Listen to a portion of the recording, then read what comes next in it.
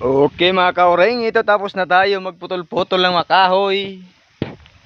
Ito na yung kakarga natin. Ito pala yung nabasa sa ulan. Isang sako, sayang din eh. Kung tatapon lang. Kaya ibilad na lang natin ito sa araw para magatong pa, pakinabangan. Ito palang pulingan, malinis na. Ready to karga na tayo.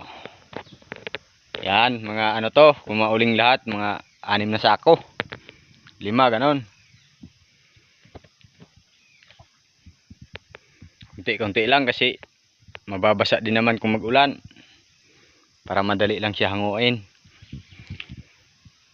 Okay mga kauling.